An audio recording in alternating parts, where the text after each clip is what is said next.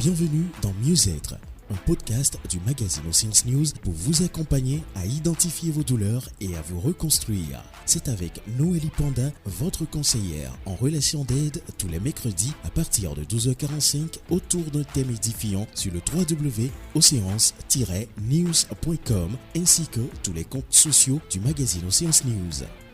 Dans ce troisième épisode sur l'intelligence émotionnelle, il sera question d'accepter de regarder sa vie en face. Bonnes conditions d'écoute.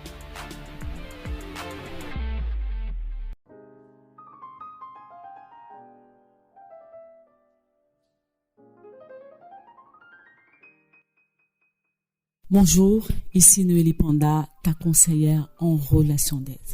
Alors on se retrouve aujourd'hui pour le troisième épisode de notre podcast sur l'intelligence émotionnelle. J'espère que tu es prêt, que tu es prête. Aujourd'hui, je vais te dire des choses assez lourdes et j'aimerais que tu ne le prennes pas personnellement. Mon travail, au fait, est de te réveiller, de mettre le doigt au fait sur un certain nombre de choses dans ta vie qui vont te pousser à faire un travail sur toi pour ramener le changement concret.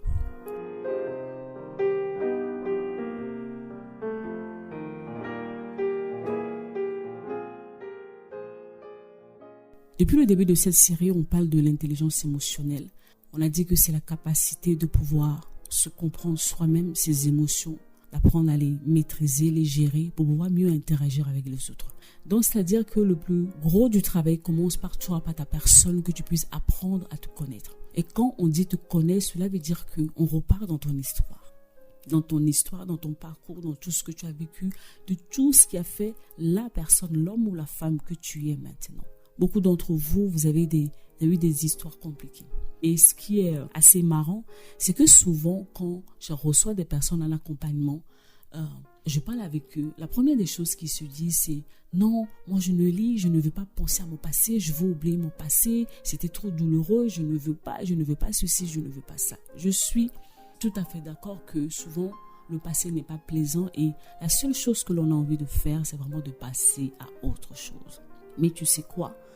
Ton passé, au fait, renferme énormément des choses qui nous donnent des indications sur l'homme ou la femme que tu es et surtout nous donne des indices sur les choses sur lesquelles tu dois travailler pour pouvoir améliorer ta vie. Donc, on est obligé de repartir dans ton passé pour comprendre un certain nombre de choses, de tirer des leçons et comprendre la personne que tu es. Je te donne un exemple simple. Je rencontre énormément de personnes qui, au début, au fait de l'accompagnement ou de la formation avec moi, ils sont persuadés au fait que non, je suis une personne introvertie. Donc, c'est-à-dire une personne qui est calme. Quand on parle d'introverti, on parle d'une personne qui a un tempérament mélancolique ou flegmatique. En travaillant avec la personne, en remontant dans son histoire, en fouillant dans son histoire, en regardant un certain nombre de choses, on va se rendre compte au fait que cette personne n'a jamais été au fait un introverti. C'était juste au fait tout ce qu'elle a vécu. L'environnement dans lequel la personne a grandi, c'est ça qui l'a déformé, que la personne est devenue fermée.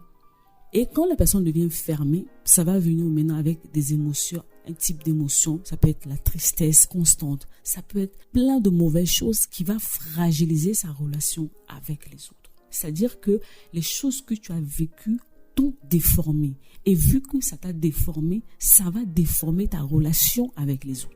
Je ne sais pas si tu comprends ce que je veux dire. Si ce que tu as vécu t'a déformé, je prends un exemple simple. Une personne qui est de nature introvertie, mais la personne a vécu tellement d'abus, la personne a vécu des abus sexuels ou des traumas ou des maltraitances que la personne est tellement remplie de colère que la personne est devenue une personne colérique. La personne va croire que non, je suis comme ça. Non, au fait, tu n'es pas comme ça. Tu as été déformé par un certain nombre de choses. Et vu que tu as gardé toutes ces mauvaises émotions à l'intérieur de toi, il suffit juste de rien et tu exploses. On va te faire une remarque toute simple. Au lieu de le prendre dans le sens où non, la personne m'aime bien ou la personne veut me voir évoluer, avancer, tu vas tout de suite le prendre comme une reproche et tu vas exploser dans tous les sens.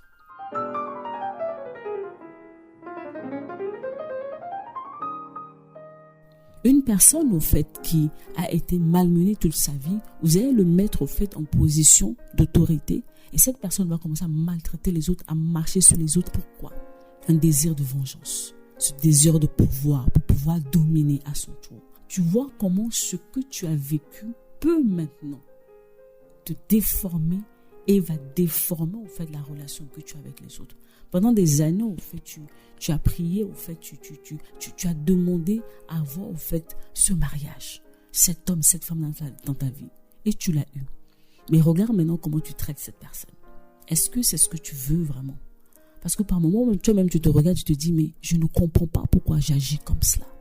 Tu agis comme cela parce qu'il y a un certain nombre de choses à l'intérieur de toi que tu refuses de regarder en face, de traiter. Tu as bossé dur, tu as fait tout ce qu'il faut pour avoir ce poste. Tu l'as maintenant. Mais tu n'arrives pas à le gérer. Tu es devenu un tyran, tu es devenu un bourreau, tu fais du mal. Tu utilises ta position pour détruire les gens autour de toi. Ou pire, tu es dans la position dans laquelle tu es, mais tu ne sais même pas t'affirmer. Tu laisses les gens te mépriser, tu laisses les gens marcher sur toi, tu laisses tout faire. Autant de choses. Et si tu commençais au fait à revenir sur ta personne, ton histoire, c'est quoi ces choses que tu as vécues? C'est quoi ces émotions avec lesquelles au fait tu te bats au quotidien? Chaque émotion avec laquelle tu te bats au quotidien donne des indications au fait sur toi, sur ton histoire.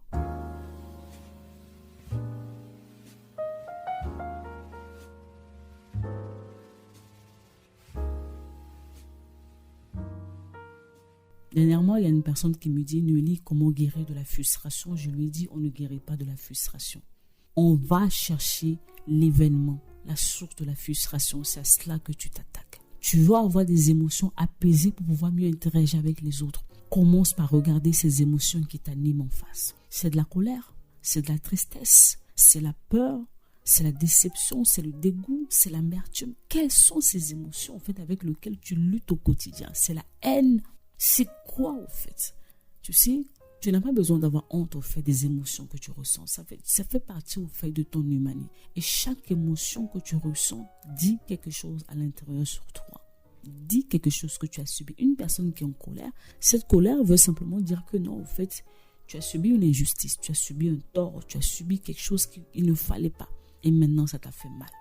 Et vu que tu ne l'extériorises pas, tu n'en parles pas, mais ça reste à l'intérieur de toi et ça couvre, et un jour, ça va exploser.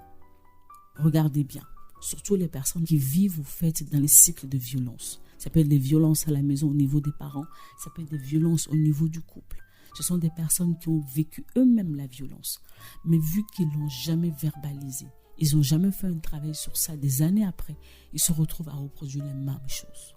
Tant que tu refuses de regarder en face les choses qui sont passées, les verbaliser et travailler sur elles, ça veut dire que tu continues à garder, à réprimer ces émotions à l'intérieur de toi et ça va te créer des problèmes. Je n'ai même pas besoin de quelque chose d'extraordinaire. Je le sais que c'est une question de temps où ça te crée déjà des problèmes, où ça t'a déjà créé tellement de problèmes que tu ne sais pas comment tu vas faire pour rattraper les choses.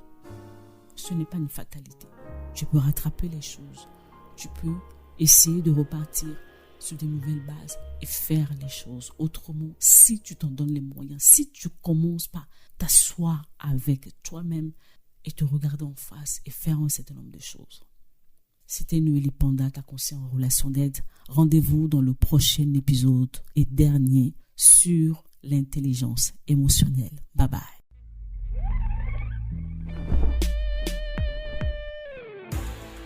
Ce podcast vous a été offert par le magazine Océance News. Si vous avez des questions, écrivez-nous à l'adresse contact@oceance-news.com. Rendez-vous mercredi prochain pour un nouvel épisode. Océance News, le magazine de l'Afrique émergente.